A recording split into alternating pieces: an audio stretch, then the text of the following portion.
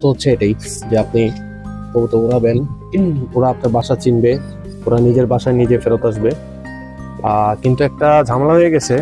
গতকালকে রাতে এবং সকালে অনেক অনেক পরিমাণ বৃষ্টি হয়েছে, যে কারণে আসলে গতকালকে এই নিচের যে ডিমগুলো ছিল সেগুলো নিয়ে আমি একটু টেনশনে পড়ে গেছি। এগুলো কি আসলে আদৌ ফুটে কিনা, যেহেতু অনেক বৃষ্টি পড়েছে। আর বৃষ্টিতে পানিতে ডিম যদি অনেক বেশি পরিমাণ ভিজে তাহলে কিন্তু মানে চান্স থাকে যে ডিম না ফোটার। এটা একটা আসলে রিস্কি সিচুয়েশন হয়ে দাঁড়িয়েছে।